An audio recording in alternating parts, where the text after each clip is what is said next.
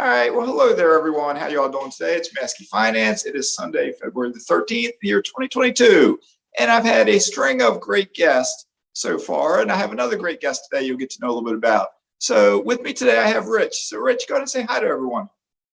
Hey everyone, my name is Rich. I am currently an engineer. I've been an engineer for about 7 years now. Prior to that, I was in the Air Force and did that for about 4 years, joined back in '07 and got out in 2011, and now I'm doing engineering.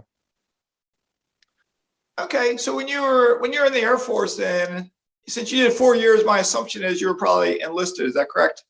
That's correct. Yes, I enlisted right after, just about a year after high school, joined in and did that for a little bit, and then decided to go for my engineering degree with the GI Bill. Been doing that ever since. All right, cool. And when you were in the Air Force, what did you do?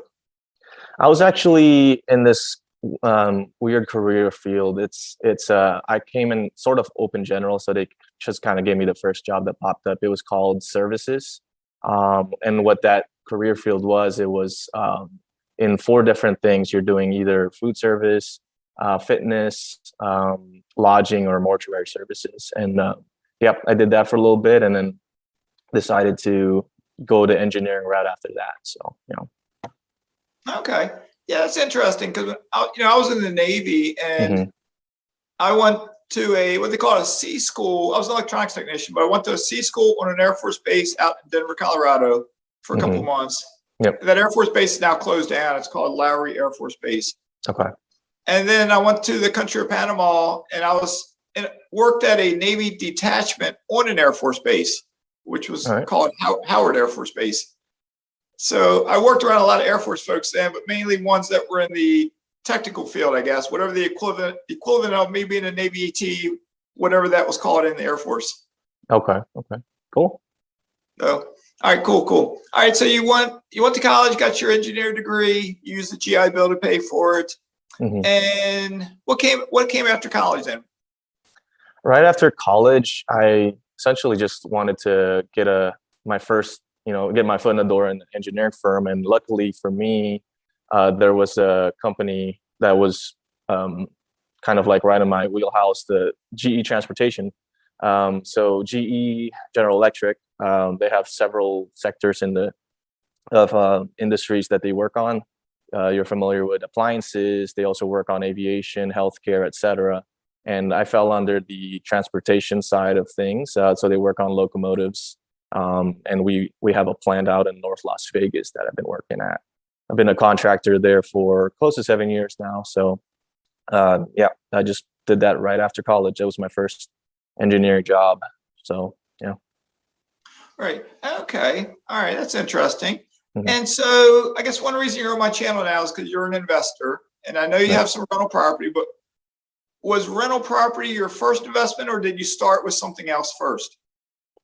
So it was kind of like, just like a lot of investors read that purple book, the Rich Dad Poor Dad, right? So reading that book kind of like opened my eyes a little bit, like, oh shoot, maybe there's something else out there that I need to be doing, not just, we're taught to, go to school, get into a good college, go to work and things like that. But there's other avenues as well to kind of build wealth, to create that financial independence that we all strive for. So um, in reading that book, I kind of wanted the wheels just got turning and wanted to get into other side hustles, if you will. And the first thing that I got into was actually vending machines. So real estate was always in the back of my mind, if I could say so. It's just thinking back, it was like, oh well, real estate, I need 20% down here. There's going to be a lot of finances involved, a lot of savings involved and whatnot. So I got into vending machines. I just thought of it as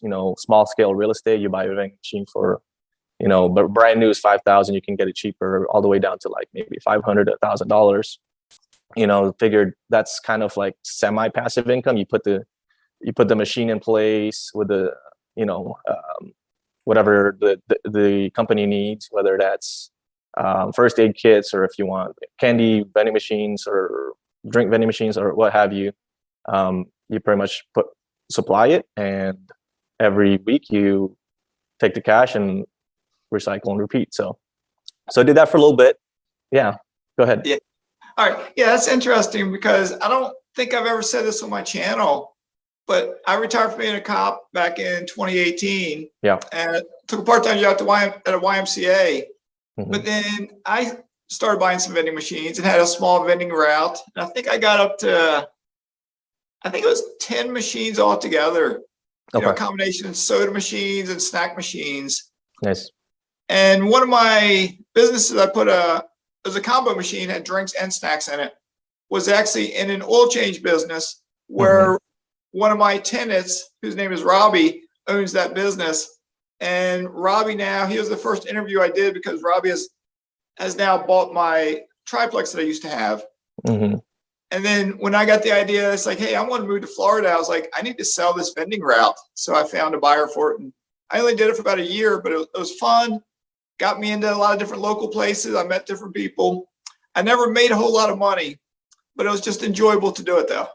Right, for sure. Yeah. It's interesting. Like I learned so many aspects of business with that vending machine. I had a partner, from start to finish. We created this LLC from the ground up, built this business from the ground up, talking to cold calling, owners, door knocking, those kind of things, and just trying to get out our comfort zone and try to build this business. But unfortunately, there was COVID hit, right? So a lot of businesses shut down, a lot of our machines shut down. So we got up to about 8 machines. And then at that point, we lost 5 accounts and we were down to 3. So we had to make a decision at that point in time and say, hey, do we want to keep this going or do we want to sell it? And we made the decision as a team to just say, hey, you know what, we gave this a shot, but we were running thin on our time anyway. So we decided to pivot, sell the machines off, sell the 3 routes. And we were able to do that last year, or no, 2 years ago. So end of 2020 is when it was. So. Okay. All right. That's interesting. Well, after vending, as far as investing goes, where did that lead to? So when I was doing vending, I actually tried different avenues as well. I got into website building, niche marketing, did affiliate marketing with Amazon. So essentially you review products that you think people would like. And from there, they would go to my website. And if they click on the link that I provided, I would then get a kickback. If they, let's say, get a car stereo or something that I reviewed and that I liked, if they get it for $100, I get 5% of that or something like that.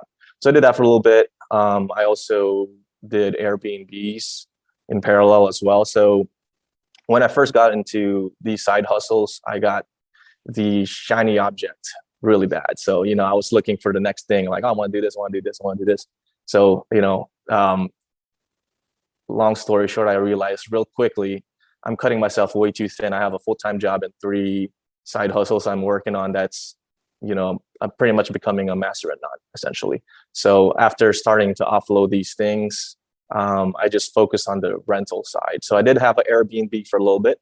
I bought a house back in, after the military, 2011. And that's when the Vegas market was down, really, really down. So I bought a house for $90,000, which is unheard of now in the Vegas market. But at the time, it made sense to just rent it out. So I moved in with at that time my girlfriend, now my wife. Moved in with her for a little bit and then turned my house into Airbnb. And doing that kind of gave me a light bulb moment, like, oh, this is actually probably the route I want to take. Knowing how everything goes, you just fill the house, fix it up, and then clean it when the renters go and things like that. So I decided to pivot and focus more on the rental side, and I found bigger pockets. And then from there, started building connections and just went all in on the rental space. So, yeah. Okay. Yeah, it sounds pretty cool then. So you had that first house in Las Vegas then. Yep. And you found bigger pockets and made connections. But where was your next rental at? My next rental was actually out in Indianapolis. So the rental that I mentioned, the Airbnb that I mentioned in Las Vegas, I ended up selling that house.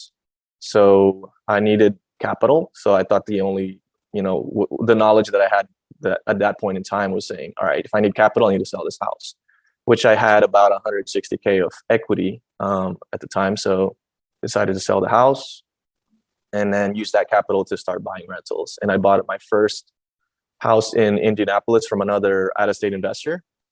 He pretty much renovated everything, put a tenant in there, property management in place. So essentially a turnkey, not necessarily a turnkey business, but it was a turnkey rental. I bought it from him. And at that time, just needed to get my feet wet, and just investing in general can be a scary thing to do. And investing 1,000 miles away is even scarier. So decided to just give this one a shot for a little bit. And so far 2 years was doing really well. Currently going to a turn right now, but that was my first investment out of state for sure. So. Okay. And what year was that? When you That bought that? was, I would say 2020. Yeah, 2020, I would say. No, actually it was mid 2019. Yeah. Mid 2019. Okay. All right. So you bought that one, and that was kind of like your first, I guess, long-term buy and hold rental. Correct. And then, where did you go from there? From then, I wanted to try my hand at the Burr model. And so I bought my second rental also in Indianapolis. I reached out to this wholesaler, a reputable wholesaler in town, and he sold me my property for $50,000. And that was a single family, 3-bed, 1-bath house. And just looking at comparables of renovated properties, it was roughly around 100,000. So I figured, I'll try my hand at the Burr project, my first Burr project. And but the thing is, the tenant wanted to stay. So, talking to my property management company, they said, all right, if they want to stay, let's have them stay and do a full year lease. And if they do, then we'll have them stay. And since they stayed, I just figured I needed to get the capital back. And looking at comparables of non-renovated properties in the area, it was somewhere in between. So I was thinking to myself, okay, maybe I can actually refinance most of my cash out, if not all, because I was thinking it was going to be somewhere in the 70 to 80K range. And so I then decided to pull a HELOC out of it, which is a home equity line of credit. And I went with a HELOC lender, which works with investors. Typically HELOCs are only for primary, but they work with investment properties if you have 3 or less. And so I worked with this company, and they were able to appraise my house for $72,000, and they give me 80% of that, which essentially is 56. So I bought it for 50 or so and some change, and I refinanced 56 out. So I basically had a free house essentially, right? So, and after that, I just kind of snowballed from there. Okay, yeah, it's pretty cool then. Because on that second house, then you pay cash to buy that house, correct? Correct. I bought it for cash. Yep. And then basically you pulled all your cash back out, so then you had that capital to redeploy elsewhere. Exactly. Yep. Right. Okay. So at that point you had 2 rentals. So then what was next for you then? Next for me, I actually met Caleb through one of the masterminds I'm in, the military mastermind. Caleb is helicopter pilot Caleb. Yes, helicopter pilot Caleb. That's right, helicopter pilot Caleb. So meeting him in this mastermind group, he kind of opened up my eyes in other areas in Indiana, and that's when I met pretty much yourself and the rest of the group, and started doing my research in the Northwest Indiana market, and found the returns are much better than what I've seen in Indianapolis. You can actually get deals in the MLS still, whereas Indianapolis, it's near impossible at this point. You got to find the off market stuff. So in finding that out, started networking there a little bit, found an agent, found property managers and things like that, and just did my search. And I found my next property out in East Chicago, Indiana, So that one's actually just, I'd say 30 minutes from Chicago. So it's interesting with the Northwest Indiana market is, you're getting higher rents and similar comparable prices that you would get for Indianapolis. So you're getting similar prices, but you're getting the higher rent. So you're getting a higher return. So I decided to try this market out a little bit and was successful on my third property and continuing to grow my portfolio in that area as well. So. Okay. So by the time you bought your third one, what year was that, around like 2020 or? So? Yes, I got that in 2021, actually. I got that last year. So my first year in the, actually, what was it? No, 2020. Yeah, it was 2020. That's right.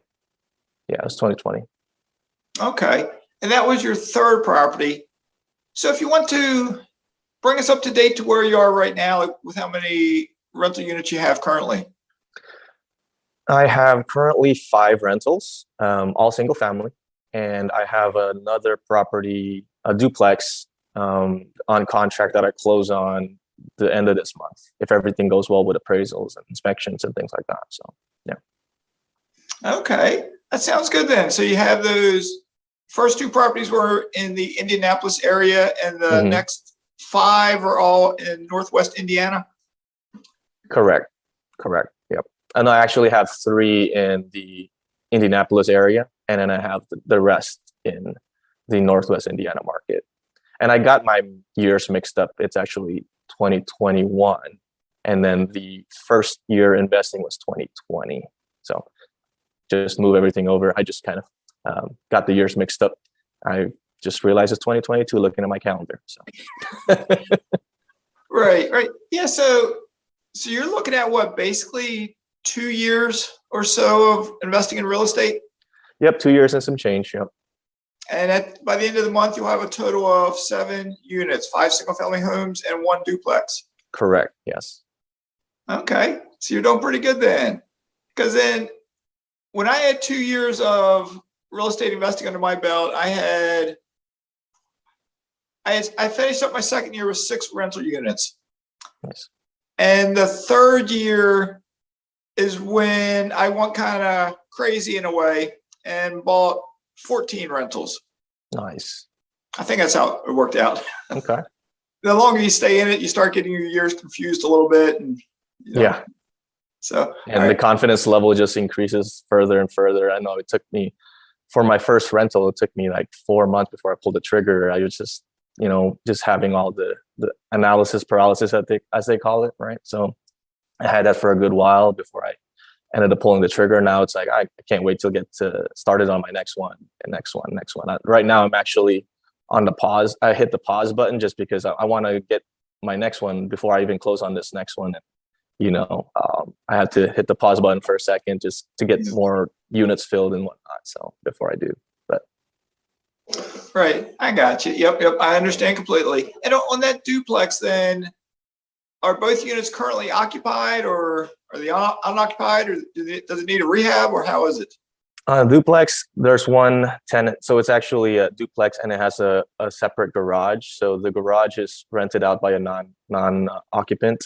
And then one of the units is actually also occupied, but it's, I think, the previous owner's friend or something like that. But he's staying and also doing a little bit of maintenance, but he's paying under market rent. So we'll see if we can work with him to up the rents a little bit, but maybe not in between, not at market rents, maybe somewhere halfway if he wants to stay. But the other unit is vacant, but it needs maybe just touching up, nothing too crazy, just maybe a little paint and stuff like that. But yeah. Okay. That sounds pretty good then. So once you close on this, then you're at 7 units, and you're still working full time as an engineer for GE, correct? That is correct. Okay. So looking ahead, then, where do you see yourself going? Because you're getting to the point, some investors would get just a couple more, and that's kind of enough for them. Some of them strive to become the next Michael Zuber and get 200 rental units. Some may, as an example, do something like I do get to the point you become accredited and then start branching out into alternative investments, but still stick with real estate. So what kind of, you can't always predict the future, but what do you think your future will hold for you? I definitely want to be at that 100, 150 unit range at some point in time. It'll take some time, but I think as long as I keep at it, I'll eventually get there. But yeah, that's kind of like my target. Eventually, once I've done a few, renovation type value adds, single families, duplexes, quads, graduate into the apartment complex phase at that point in time. So I'm thinking, maybe in the next 5 years is my goal to get to those larger unit complexes. So. Okay. Yeah, it's interesting because with real estate, it's kind of that window of time. You hold something 5 years, you get into the sixth, seventh year. By that time, you've paid down the mortgage a little bit, plus you have appreciation. And that's kind of the time to make a decision. Do you just keep on going in that direction, or do you pull cash out with a refinance, or do you sell and take the cash and 1031 it?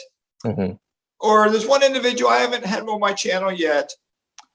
He goes by Swanee, and he was a teacher, I forget where, but him and I have talked on the phone. He bought 10 condominiums, just, kind of like single unit condominiums over a period of 8 to 10 years, I believe.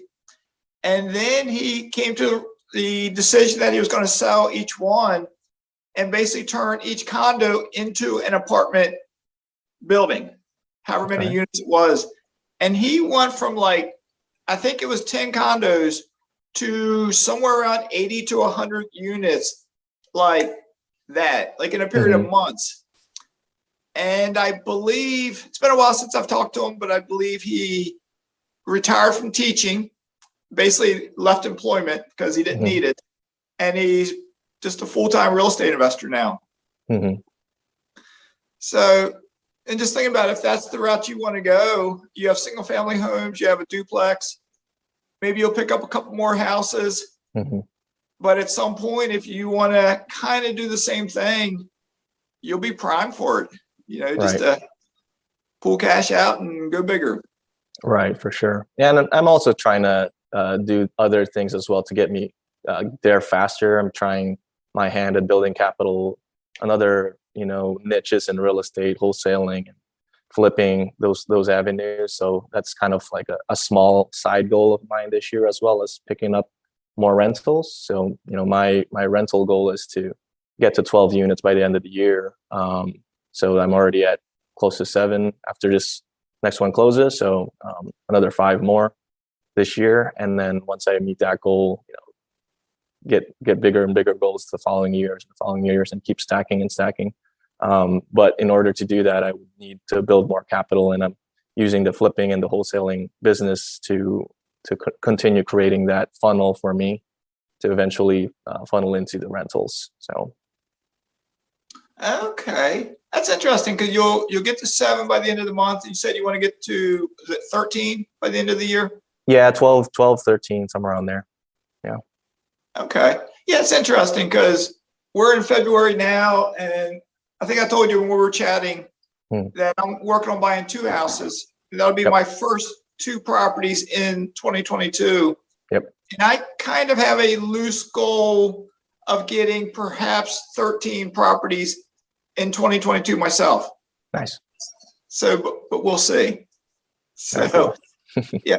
And I'm just a little ahead of you because I've been investing in real estate for 5 years now. Nice. And you've been investing for about 2 years. And at the end of 2 years, I had 6 units. You'll have, say, roughly 7 units with 2 years in. And I'm older than you are, but so we're on different paths in life. But it'll be interesting to see how it all plays out for you. Will you, in 5 years from now, will you have 100 units, 125? Or maybe you're frustrated because you only have 70 or 75. Right, exactly. So, I'd rather have the big goal, the 150 goal, and then land at 110, shoot for the stars and end up on the moon, that kind of thing. So, yeah, definitely interesting to see, only time will tell at this point, but yeah. Oh yeah, excited. yep. I agree 100% because that's kind of the way I live. It's like shoot for the stars, and if you make it, great, you made it to the stars. But if you miss and you land on the moon, that's still okay because you made it to outer space. You're on the moon, so Exactly. Yeah. yeah. Well, cool. And I said it in one of my videos, so I don't know if you've seen it or not. I've only said it one time, so I'll say it again here. I have a positive cash flow goal per month that I came up with just recently. And I figure it'll be a stretch to get there because I set the goal to do it between now and 18 months from now. And my goal is to get up to about $25,000 a month in positive cash flow from all of my investments. So we'll see. You know, I don't know. I'm shooting for that.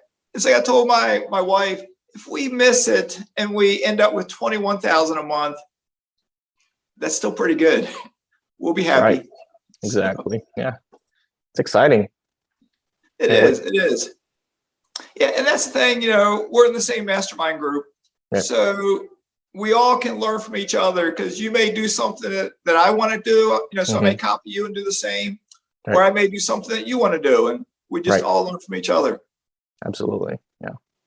Yep. All right, cool. All right. Well, you've done a lot of different things between going into the Air Force and going to college and getting your job and doing the side hustles and then getting an Airbnb and getting into real estate. But if you were trying to talk to a young person right now and you had 2 or 3 minutes to talk to them, you want to give them some guidance because they tell you, hey, we know you invest. We want to get started investing. What should we do? Do you have any idea what you would tell them? Gosh, that's a loaded question, Mark, but I'd say, I would say just learn the basics, right? Like you don't want to run a marathon before you know how to, you know, run a mile, whatever, right?